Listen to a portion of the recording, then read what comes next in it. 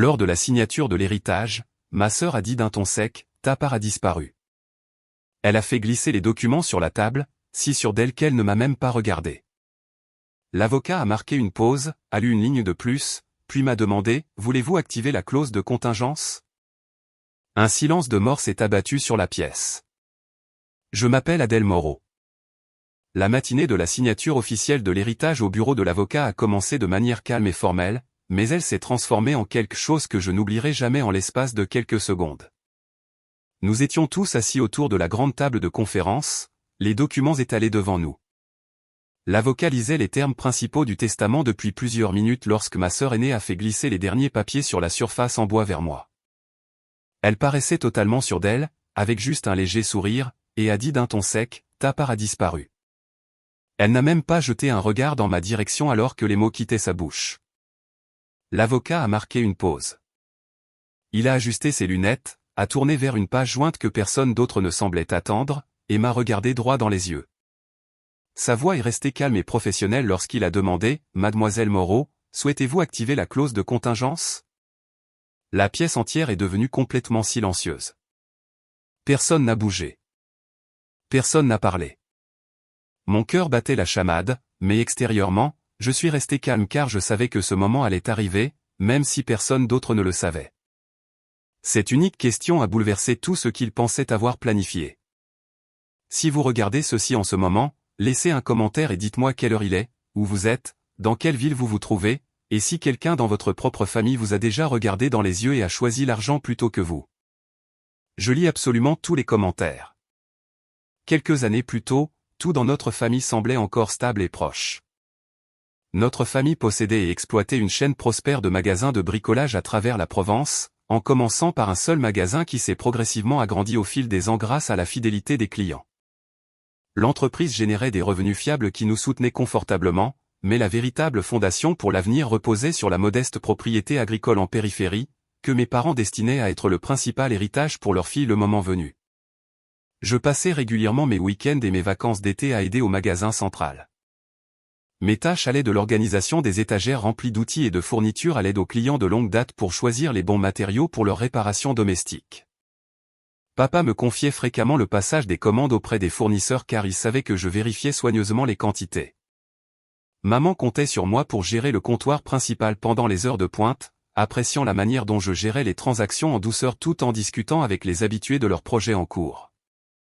Leur confiance en moi s'est développée naturellement à partir de ces efforts constants, créant un lien où ils partageaient davantage de responsabilités sans hésitation. Ma sœur aînée, Camille, avait déménagé à Marseille il y a un certain temps pour poursuivre une carrière dans l'immobilier. Elle s'était constituée une solide base de clients grâce à des événements de réseautage et des recommandations, gagnant des commissions qui lui permettaient de maintenir un style de vie de plus en plus haut de gamme. Des vêtements de créateurs remplissaient son placard, et elle voyageait souvent vers des destinations de villégiature pour de longs week-ends ou des conférences de l'industrie. Ses choix marquaient son indépendance. Pourtant, il mettait également en évidence comment ses priorités s'étaient déplacées vers les réussites professionnelles et les plaisirs personnels. Papa et maman se confiaient parfois à moi lors des soirées tranquilles à la maison au sujet de leurs préoccupations croissantes concernant Camille. Ils observaient comment son attention se portait fortement sur l'accumulation de possessions et d'expériences qui tournaient autour du statut plutôt que des relations. Malgré cette inquiétude, ils soulignaient qu'ils nous aimaient toutes les deux également et espéraient qu'elle finirait par équilibrer ses ambitions avec des liens familiaux plus forts. Ces conversations révélaient leur désir de nous voir toutes les deux donner la priorité aux liens significatifs plutôt qu'aux succès éphémères. Je continuais à faire des efforts pour rester en contact avec Camille malgré la distance. Des appels téléphoniques réguliers pour prendre des nouvelles de sa semaine sont devenus une routine, ainsi que l'envoi de cartes attentionnées ou de petits paquets pour les anniversaires et les fêtes. Même lorsque ces réponses semblaient hâtives ou distraites par des engagements professionnels, je persistais car maintenir la proximité fraternelle me semblait important. Au fond de moi, je croyais que ces gestes lui rappelleraient nos racines communes au milieu de sa routine urbaine trépidante. Les magasins de bricolage continuaient de prospérer sous la gestion dévouée de mes parents. Papa supervisait les expansions avec soin, ajoutant des sections pour l'équipement de plein air qui attirait davantage d'entrepreneurs locaux. Maman tenait des registres impeccables, s'assurant que les impôts et la paie fonctionnaient sans problème. Les sorties en famille à la ferme offraient des pauses bienvenues où nous nous attaquions ensemble à de menus travaux d'entretien ou profitions simplement de repas en plein air, discutant des améliorations potentielles. Ces moments renforçaient le sentiment de sécurité que nous partagions tous. Les exigences du commerce tenaient tout le monde occupé, mais nous trouvions du temps pour les traditions comme les rassemblements de fêtes ou les dîners spontanés. Camille se joignait à nous lorsque son emploi du temps le permettait, apportant des histoires de la ville qui nous divertissaient brièvement.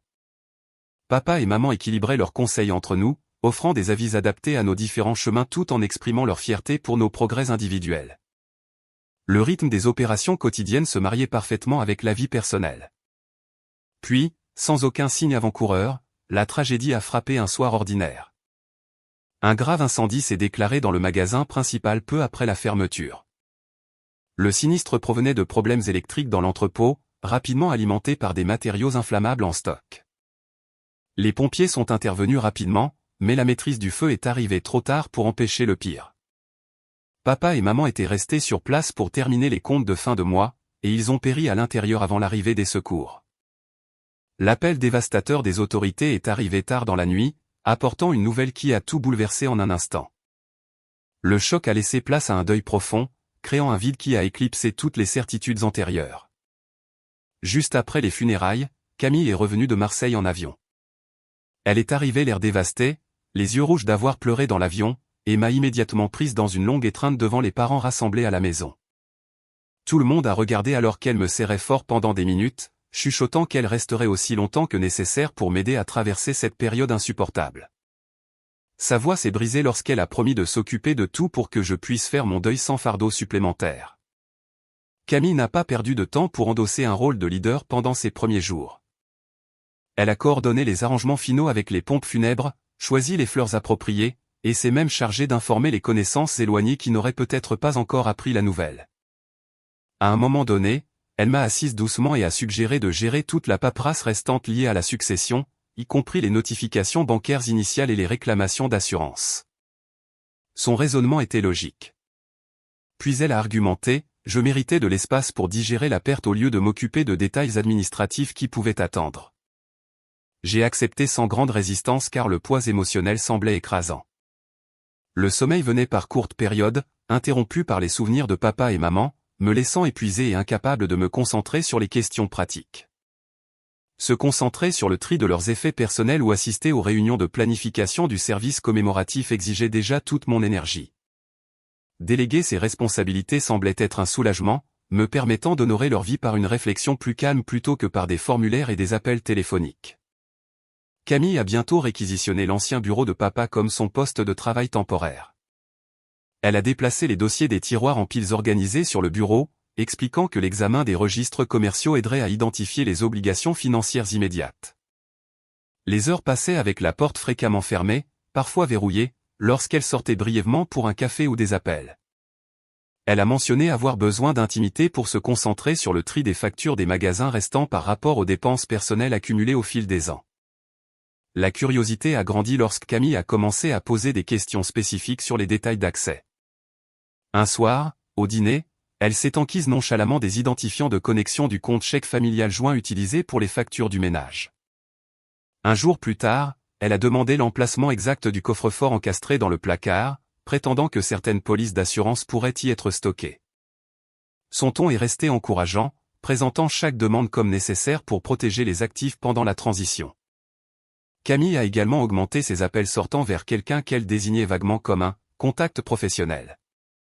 Les conversations se déroulaient derrière des portes closes avec des voix étouffées, durant 30 minutes ou plus à divers moments. Quand je suis passé une fois, elle a rapidement mis fin à la discussion et est sortie en souriant, me rassurant que tout progressait sans heurts. Elle a évité de nommer la personne directement, disant seulement que l'avis d'un expert assurait une gestion appropriée des affaires complexes. Ces schémas se sont poursuivis au cours de la semaine suivante, créant un malaise subtil au fond de mon esprit. Camille coordonnait efficacement les horaires des visiteurs, acceptant les plats des voisins tout en informant tout le monde des plans pour le service. Pourtant, les sessions privées dans le bureau se prolongeaient tard dans la soirée, accompagnées par les bruits d'imprimantes produisant de multiples pages. Elle sortait de temps en temps pour prendre de mes nouvelles, offrant du thé ou suggérant du repos, toujours avec une expression concernée. Les parents sont partis progressivement après le service, laissant la maison plus silencieuse qu'auparavant.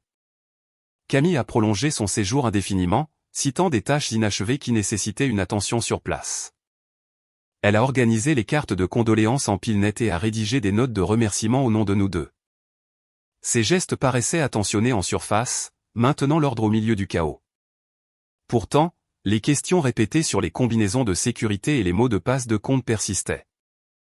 Camille les formulait avec soin, liant chacune à des besoins légitimes, comme le paiement des factures de fournisseurs en attente pour les magasins.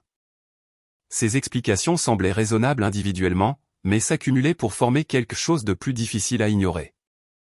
Les consultations séparées avec l'avocat ont ajouté une autre couche, d'autant plus qu'elle esquivait les questions directes sur les progrès. À ce moment-là, les routines quotidiennes tournaient plus autour de l'emploi du temps de Camille que du mien. Elle préparait des repas simples lorsque la faim finissait par se manifester, encourageant de petites bouchées malgré ma perte d'appétit. La conversation restait superficielle, se concentrant sur la logistique plutôt que sur les émotions plus profondes. Cet évitement semblait protecteur au début, me protégeant de la douleur brute, mais il a progressivement mis en évidence la dynamique changeante au sein de notre espace partagé. La porte du bureau restait fermée la plupart des après-midi, avec le bruit occasionnel des tiroirs de classeurs s'ouvrant et se fermant, audible à travers les murs. Camille sortait périodiquement pour me faire part de découvertes mineures, comme des contrats obsolètes nécessitant une annulation. Son efficacité était objectivement impressionnante, rationalisant ce qui aurait pu devenir des piles de paperasse écrasantes. Néanmoins, le schéma d'isolement combiné à des questions ciblées a fait naître de légers doutes qui refusaient de disparaître complètement. 2 semaines après les funérailles, ma meilleure amie, Manon Dubois, était restée en contact régulier depuis l'incendie, prenant de mes nouvelles avec de courts messages ou des appels rapides pour voir comment je faisais face à chaque nouvelle journée. Cette fois, sa voix avait une tonalité différente, un mélange d'inquiétude sincère et d'hésitation alors qu'elle expliquait ce qui l'avait poussée à me contacter si urgemment. Manon a mentionné avoir remarqué des publications récentes de Camille sur les réseaux sociaux la montrant dans des restaurants haut de gamme et lors d'escapades de week-end avec des amis. Ces images sont apparues quelques jours seulement après que nous ayons enterré papa et maman, avec des légendes sur le « besoin de se ressourcer ». Elle s'inquiétait que le moment semble insensible compte tenu des circonstances, surtout que Camille restait encore à la maison familiale pour gérer les affaires. Manon m'a demandé doucement si tout allait bien de mon côté ou si j'avais besoin de quelqu'un pour parler des changements récents. Nous avons parlé un moment de la manière dont le deuil affecte les gens différemment, Manon partageant des histoires de ses propres pertes familiales pour normaliser les diverses réactions. Vers la fin de la conversation, elle a offert une aide pratique au-delà du soutien émotionnel. Manon a expliqué qu'elle entretenait de bonnes relations avec un employé de longue date de l'agence bancaire locale où notre famille détenait les comptes professionnels des magasins de bricolage. Elle a suggéré de se renseigner discrètement sur toute activité inhabituelle, juste pour s'assurer que rien ne nécessitait une attention immédiate pendant cette transition.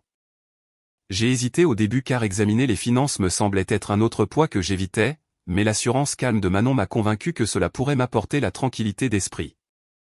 Elle a promis de tout garder confidentiel et de ne partager que les détails pertinents si quelque chose se démarquait. Quelques jours plus tard, Manon m'a rappelé avec des informations qui ont complètement changé ma perspective. Son contact a confirmé qu'un transfert substantiel avait été effectué du compte professionnel principal vers un compte contrôlé uniquement par Camille. Le montant en euros concerné couvrait d'importantes réserves opérationnelles constituées au fil des ans pour les mises à niveau d'équipements et les stocks saisonniers.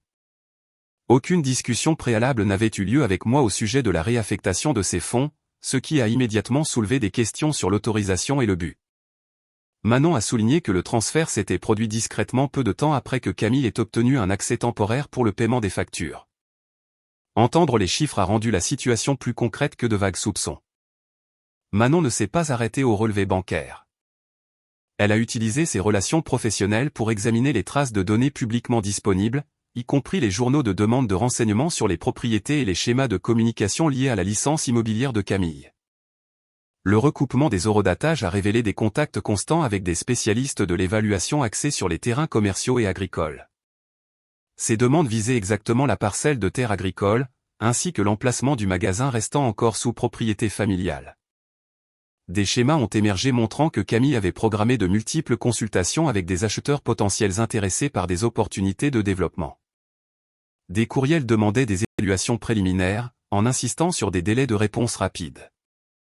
Manon m'a transmis des résumés anonymisés qui esquissaient des valeurs marchandes nécessiterait une simple planification successorale. La nature coordonnée de ces contacts dressait un tableau délibéré plutôt que des préparatifs de routine. Traiter ces découvertes a pris du temps, car mes émotions allaient de l'incrédulité à une colère silencieuse.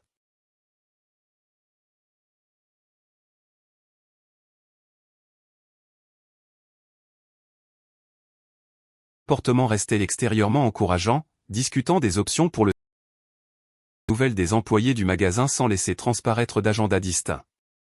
Ce contraste entre ses actions publiques et ses manœuvres privées a approfondi le sentiment de trahison qui grandissait en moi. Manon m'a fourni constant lors des appels de suivi, me rappelant de tout documenter soigneusement pour référence future. Elle m'a conseillé de maintenir des interactions neutres avec Camille jusqu'à ce que plus de clarté émerge, en évitant les confrontations qui pourraient l'alerter prématurément. Ces conversations sont devenues des points d'ancrage, offrant une perspective objective lorsque l'isolement menaçait de submerger la pensée rationnelle. Les preuves s'accumulaient régulièrement grâce aux efforts minutieux de Manon. Des dossiers supplémentaires ont montré que Camille s'intéressait à des scénarios de liquidation qui privilégiaient la rapidité à la valeur maximale. Les contacts incluaient des investisseurs connus pour transformer des propriétés.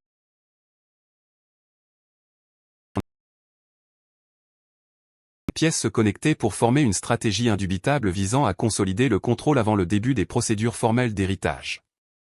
La prise de partie des actifs exclusivement pour elle. Les transferts et les évaluations servaient d'étapes préparatoires pour présenter un. L'intention semblait calculée pour minimiser ma participation ou mon pouvoir de négociation une fois les procédures. Et un tournant, persistant en une détermination résolue. Manon a insisté sur le fait de se concentrer sur les faits plutôt que sur la spéculation, en rassemblant méthodiquement les informations pour construire une image complète. Son soutien s'est avéré inestimable, fournissant une validation externe lorsque le tumulte intérieur obscurcissait mon jugement. À travers ces échanges, l'ampleur des actions de Camille est devenue indéniable, préparant le terrain pour les décisions que je devais bientôt prendre. Quelques jours plus tard, je suis allé à Marseille pour voir oncle Michel. Michel avait toujours entretenu une relation étroite avec papa, intervenant fréquemment pour offrir des conseils sur les décisions commerciales majeures pour les magasins de bricolage au cours de nombreuses des expansions et connaissait les défis financiers liés aux fluctuations saisonnières de la demande des clients. Michel m'a accueilli dans son bureau à domicile avec une étreinte silencieuse, sentant le poids que je portais sans avoir besoin de beaucoup de mots. Nous nous sommes assis l'un en face de l'autre au bureau où il gardait de vieux registres de projets communs avec papa. J'ai mes préoccupations croissantes concernant les actions récentes de Camille, hochant la tête de temps en temps pour m'encourager à continuer. Son expression est restée stable, reflétant la même approche réfléchie que papa affichait souvent lors des discussions difficiles. Après que j'ai fini d'expliquer les découvertes de Manon, Michel a fouillé dans un tiroir verrouillé et en a sorti une épaisse enveloppe scellée avec du ruban adhésif. Il l'a placée soigneusement dans mes mains, soulignant que papa lui avait confié ce paquet plusieurs mois avant l'incendie. Les instructions étaient claires, ne le remettre que si les circonstances suggéraient un traitement inégal en matière de succession et conseillé de ne l'ouvrir qu'en présence de l'avocat désigné de la famille. Michel a insisté sur le respect de ces conditions exactes pour préserver l'intégrité juridique. Tenir l'enveloppe a suscité un mélange de curiosité et d'appréhension, sachant qu'elle contenait quelque chose que papa jugeait assez important pour le protéger de cette manière. Michel a expliqué qu'il avait respecté la confidentialité jusqu'à présent, remplissant son rôle de gardien du contenu sans chercher à en savoir plus lui-même. Il m'a encouragé à prendre rendez-vous rapidement avec l'avocat, proposant de m'accompagner si je le souhaitais. Correspondait à l'intention de papa. Le trajet de retour m'a semblé plus long sous le poids du paquet scellé reposant sur le siège passager. Des questions tourbillonnaient sur son contenu potentiel, allant de copies mises à jour du testament à des instructions de contingence. Citer des rappels constants de l'avertissement d'oncle Michel sur la procédure appropriée. Les soirées sont passées avec l'enveloppe en sécurité dans un tiroir, servant de lien tangible avec la prévoyance de papa au milieu de l'incertitude. Prendre le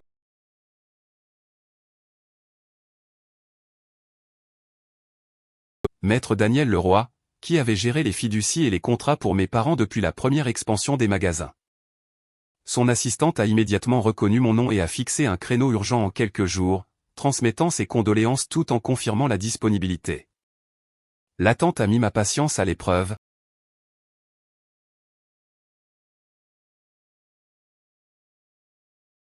Porter une familiarité issue de visites passées avec maman et papa pour des formalités de routine. Il m'a accueilli chaleureusement dans la salle de conférence, exprimant sa sympathie avant de se concentrer sur le but de la visite. Je lui ai remis l'enveloppe, expliquant son origine d'oncle Michel selon les directives de papa. Maître Leroy a examiné attentivement le sceau, confirmant les marqueurs d'authenticité avant de procéder à son ouverture méthodique. Des pages ont émergé, détaillant des amendements aux documents de planification successorale rédigés des années plus tôt. Maître Leroy a examiné chaque section en profondeur, s'arrêtant parfois pour vérifier les dates avec les dossiers existants sur son ordinateur. En évidence un mécanisme de protection spécifique intégré dans la structure de la fiducie, conçu pour s'activer dans des scénarios impliquant une tentative d'exclusion d'un bénéficiaire. Le langage décrivait des déclencheurs clairs liés au principe d'équité que mes parents privilégiaient. Maître Leroy m'a rassuré en expliquant que papa et maman avaient prévu de potentiels déséquilibres et avaient délibérément mis en place cette sauvegarde. Leur motivation découlait de la volonté d'assurer une sécurité à long terme pour l'enfant qu'ils considéraient comme le plus attaché aux valeurs familiales plutôt qu'aux biens matériels. Il a noté que la clause restait dormante à moins d'être invoquée correctement, préservant la flexibilité tout en empêchant la manipulation. Entendre ces détails m'a donné le premier sentiment de la présence de mes parents depuis leur perte. L'explication s'est poursuivie avec les étapes pratiques pour l'activation si je le choisissais, y compris les notifications requises et les délais. Maître Leroy a souligné la confidentialité absolue jusqu'à ce que les décisions soient finalisées, pour se protéger contre des réactions prématurées. Son ton calme a apaisé la tension montante, renforçant le fait que mes parents avaient placé mes intérêts futurs au premier plan, même sans avoir discuté ouvertement de cette disposition de leur vivant. La réunion de signature officielle de l'héritage était prévue un mercredi matin au bureau de Maître Leroy. Les participants comprenaient moi-même, Camille, oncle Michel et Maître Daniel Leroy, rassemblés autour de la table de conférence polie avec des documents soigneusement disposés dans des dossiers. L'atmosphère a commencé de manière formelle avec des salutations polies et des offres de café, mais une tension sous-jacente s'est installée alors que tout le monde s'installait dans des chaises soigneusement espacées. Maître Leroy a commencé par confirmer les identités pour le procès-verbal avant de procéder à la lecture du document de testament principal que Camille avait fourni plus tôt. Le langage décrivait clairement les distributions, dirigeant la majorité des actifs de la chaîne de magasins de bricolage et des terres agricoles directement sous son contrôle. Les dispositions couvraient la continuité opérationnelle, les considérations fiscales et les effets personnels, allouant presque tout en sa faveur sur la base de signatures mises à jour obtenues avant l'incendie. Le document ne spécifiait qu'une modeste somme en euros pour moi, bien en deçà de la valeur réelle représentée par les revenus commerciaux continus et l'appréciation de la propriété au fil du temps. Ce montant semblait être une pensée après coup, suffisant pour des besoins à court terme, mais insuffisant pour maintenir une implication dans les opérations de l'héritage familial. Maître Leroy a lu ces sections méthodiquement, s'arrêtant brièvement entre les clauses pour s'assurer de la compréhension. Camille a maintenu une posture calme tout au long de la lecture, hochant parfois la tête en signe d'approbation au point clé. Lorsque Maître Leroy a terminé le corps principal, elle s'est penchée en avant avec confiance pour faire glisser les pages de signature sur la surface vers ma position. Son expression traduisait la satisfaction alors qu'elle déclarait simplement « Ta part a disparu ». Elle a évité le contact visuel direct, se concentrant plutôt sur les papiers, attendant une reconnaissance, et a ajouté doucement « C'est ce que maman et papa voulaient à la fin ». Maître Leroy s'est arrêté brusquement à ce moment-là, ajustant sa position pour récupérer une annexe jointe des dossiers de fiducie originaux. Il a tourné les pages, localisant délibérément la section spécifique avant de lire à haute voix la clause de contingence que mes parents avaient incorporée des années plus tôt. La disposition s'activait automatiquement sur preuve d'une allocation disproportionnée favorisant injustement un bénéficiaire. La formulation mettait l'accent sur la protection contre la manipulation tout en préservant l'intention d'un traitement équitable. Il a dirigé son attention uniquement vers moi, maintenant un ton professionnel alors qu'il demandait « Voulez-vous activer la clause de contingence ?» La question a pesé lourdement, provoquant un silence immédiat qui a complètement enveloppé la pièce. Camille s'est penchée brusquement en avant, sa voix s'élevant avec incrédulité alors qu'elle protestait « Ce n'est pas possible. Ils ne m'ont jamais rien dit de tel. » Oncle Michel a légèrement bougé sur son siège, tandis que le calme de ma sœur a vacillé pour la première fois avec une surprise visible. Un calme intérieur a émergé en moi, sachant que papa et maman avaient préparé cette sauvegarde précisément pour des situations comme celle-ci. Camille a de nouveau interrompu, exigeant, comment ont-ils pu cacher quelque chose d'aussi important à leur propre fille?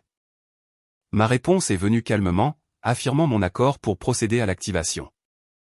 Maître Leroy a noté formellement la confirmation verbale, expliquant les effets immédiats qui transféraient le contrôle administratif complet des actifs principaux à ma supervision, conformément aux termes établis. La clause s'exécutait sans nécessité de signature supplémentaire des autres personnes présentes, annulant les distributions contradictoires du document présenté. Camille a réagi avec des yeux écarquillés, reculant de la table en marmonnant « Tu détruis tout ce qu'il nous reste d'eux ». Maître Leroy a levé doucement la main pour indiquer que la procédure suivait exclusivement la gouvernance de la fiducie originale. Oncle Michel est resté silencieux, offrant un réconfort subtil par sa seule présence. Maître Leroy a exposé les étapes suivantes, impliquant des notifications aux institutions financières et des mises à jour des titres de propriété pour les terres agricoles. Il a souligné la conformité avec les exigences légales en matière de succession tout en priorisant le statut prioritaire du mécanisme de contingence. La documentation reflèterait le changement rapidement, garantissant l'autorité opérationnelle sous ma direction en attendant les dépôts finaux au tribunal. Les tentatives d'interruption de Camille sont devenues plus insistantes, remettant en question les dates de validité et l'intention parentale derrière la disposition cachée. Maître Leroy a répondu patiemment en affichant les horodatages des amendements notariés, confirmant une authenticité indiscutable. L'échange a mis en évidence comment papa et maman avaient anticipé les conflits potentiels, intégrant une protection qui remplissait maintenant son objectif efficacement. La résolution s'est installée sur les débats alors que les implications devenaient claires. Le contrôle revenait pour s'aligner sur les intentions protectrices que mes parents avaient établies il y a longtemps. Camille a rassemblé ses copies brusquement, s'excusant avec une politesse forcée avant de quitter la pièce. Oncle Michel est resté brièvement pour exprimer son soutien silencieux, reconnaissant la sagesse de papa dans sa planification. Maître Leroy a conclu en fixant des rendez-vous de suivi pour les détails de mise en œuvre. En sortant, je me sentais différente, portant l'autorité que mes parents s'étaient assurés de garder disponible si nécessaire. Leur prévoyance a transformé un moment de perte potentielle en la récupération de ce qu'ils avaient toujours eu l'intention de préserver équitablement. Juste une semaine après cette réunion, Camille a intenté un procès contre moi. Elle a rassemblé une équipe d'avocats très chers, affirmant rapidement que la clause de contingence n'était pas valide et m'accusant d'avoir influencé injustement les événements après la mort de papa et maman. La plainte alléguait une pression indue sur nos parents et remettait en question le moment des amendements protecteurs enfouis dans les documents de fiducie. La bataille juridique s'est étendue sur plusieurs mois, impliquant de multiples audiences au tribunal local en Provence. Les phases de communication des pièces ont nécessité l'échange de volumes de dossiers financiers et de correspondances, prolongeant les délais avec des requêtes des deux côtés. Les sessions au tribunal sont devenues intenses, les avocats de Camille arguant que la détresse émotionnelle avait altéré le jugement parental lors de la création de la clause. Ils ont présenté la disposition comme une inadvertance plutôt qu'une sauvegarde délibérée. Maître Leroy a coordonné notre défense méticuleusement, présentant des preuves chronologiques des modifications de la fiducie effectuées des années avant que tout problème de santé ne survienne. Oncle Michel a témoigné calmement sur ses conversations avec papa, exprimant des inquiétudes spécifiques sur les déséquilibres potentiels dans les distributions futures. Il a raconté des cas où papa avait demandé conseil pour protéger les actifs de décision hâtive motivés par les différents modes de vie de ses filles. Les relevés bancaires mettant en évidence les importants transferts non autorisés de Camille sont apparus comme des pièces à conviction clés lors du contre-interrogatoire. Ces transactions ont démontré des schémas incompatibles avec une gestion de succession de routine, étayant les allégations d'intérêt personnel prématuré. Des témoins de l'institution financière ont confirmé l'absence d'approbation conjointe pour des mouvements dépassant les besoins opérationnels standards. Le juge a examiné attentivement les chronologies, notant des divergences qui sapaient les affirmations d'une administration impartiale. L'équipe de Camille a tenté de présenter les transferts comme des mesures de précaution pour la continuité des affaires. Cependant, les demandes d'évaluation adressées à des promoteurs contredisaient une intention purement protectrice. Les courriels et les journaux d'appel versés au dossier ont révélé des efforts coordonnés pour liquider rapidement les avoirs. Maître Leroy a souligné comment de telles actions avaient déclenché le scénario exact que papa et maman avaient conçu la clause pour empêcher. Les audiences se sont conclues par les plaidoiries finales résumant l'intention par rapport à l'exécution. Camille paraissait calme extérieurement, mais le stress se manifestait par des échanges vifs occasionnels avec son avocat pendant les pauses. Oncle Michel a assuré une présence constante tout au long des procédures, offrant un encouragement discret en dehors des sessions. La période d'attente du jugement a semblé longue, bien que la préparation ait maintenu ma concentration sur les faits documentés. Le tribunal a finalement rejeté entièrement les demandes de Camille, confirmant la clause de contingence comme étant juridiquement contraignante et correctement exécutée. Le jugement a affirmé mon autorité sur les actifs principaux, citant la claire prévoyance parentale dans l'établissement de mécanismes de protection. Les frais associés à la contestation abusive ont été mis à sa charge, ajoutant une conséquence financière au résultat. La résolution étant assurée, j'ai avancé dans les transitions prévues pour les terres agricoles et les éléments centraux de l'entreprise. Contacter un investisseur nommé Antoine Lambert s'est avéré simple, compte tenu des discussions professionnelles antérieures sur les options durables.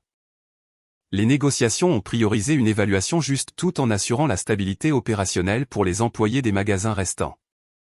Les accords ont été finalisés sans heurts, transférant les responsabilités de propriété selon des termes qui honoraient la viabilité à long terme. Antoine a exprimé sa reconnaissance pour le processus transparent, s'engageant à maintenir les relations avec les fournisseurs locaux établis depuis des décennies. Les procédures de clôture se sont achevées efficacement sous la supervision de Maître Leroy, mettant à jour les titres et les comptes en conséquence. Le soulagement a accompagné les signatures finales, marquant la fin des chapitres contestés tout en ouvrant des possibilités alignées avec une intendance réfléchie. 6 mois après le jugement final du tribunal, la vie avait pris des chemins très différents pour toutes les personnes impliquées. J'ai terminé mon programme d'études dans les temps et j'ai déménagé de façon permanente à Aix-en-Provence, où le rythme plus calme convenait au nouveau chapitre que je voulais construire. La gestion des actifs restants est devenue un effort concentré, allouant des fonds à des investissements stables qui généraient un revenu régulier sans risque élevé. Vivre simplement dans un modeste appartement m'a permis d'avoir une sécurité financière tout en poursuivant des intérêts en dehors de la surveillance constante des affaires. Les routines quotidiennes se sont orientées vers l'équilibre, intégrant des randonnées sur les sentiers voisins et du bénévolat dans des projets communautaires locaux. Ces activités m'ont ancré, me rappelant les valeurs que papa et maman avaient soulignées à travers leur propre engagement communautaire pendant des années à la tête des magasins. Les décisions concernant les avoirs résiduels ont priorisé la durabilité, garantissant que les employés des petits magasins conservent leur emploi sous de nouvelles structures de propriété. La paix est venue de savoir que mes choix honoraient l'héritage parental de manière responsable. Camille a fait face à des revers professionnels croissants à mesure que la nouvelle du procès se répandait dans les cercles immobiliers. Les clients sont devenus hésitants à faire appel à ses services au milieu des questions sur son jugement et sa fiabilité. Les commissions se sont taries progressivement, aggravées par des frais juridiques substantiels qui ont rapidement accumulé des intérêts. Les tentatives de maintenir ses habitudes de dépenses antérieures en articles de luxe et en voyage ont épuisé ses réserves plus vite que ses revenus ne pouvaient les reconstituer. La pression financière a forcé des ajustements difficiles pour Camille au cours de ces mois. La vente de son luxueux condominium de Marseille est devenue nécessaire pour couvrir les dettes impayées et éviter les menaces de saisie. Elle a déménagé dans un petit logement en location dans un quartier moins cher, prenant un poste de bureau d'entrée de gamme avec un salaire standard pour couvrir les dépenses de base. Le changement représentait un contraste frappant avec son ancien style de vie indépendant. Oncle Michel a maintenu un contact régulier par des appels téléphoniques et des visites occasionnelles à Aix-en-Provence. Les conversations portaient sur des sujets du quotidien ainsi que sur des réflexions sur l'histoire familiale, renforçant le lien qui avait survécu à la tourmente récente. Il a partagé des souvenirs de la sagesse pratique de papa, offrant une perspective qui m'a semblé réconfortante pendant les périodes de transition. Sa présence constante a joué un rôle significatif en tant que seul parent en qui j'avais entièrement confiance pour l'avenir. Des tentatives de la part de Camille pour renouer le contact ont fait surface périodiquement, malgré les limites claires que j'avais établies. Des messages arrivaient demandant une aide financière pour des factures imprévues ou un soutien transitoire, formulés autour de la perte partagée et de l'obligation fraternelle. Les appels restaient sans réponse, les textos étaient supprimés sans réponse, maintenant une séparation complète pour protéger mon bien-être personnel. Ces tentatives se sont estompées avec le temps, à mesure que la réalité s'installait. Avec le recul, toute cette expérience révèle de dures vérités sur la nature humaine et la dynamique familiale. L'avidité pour les richesses matérielles peut éroder même les liens du sang qui semblaient autrefois incassables, transformant la confiance en suspicion et la proximité en distance.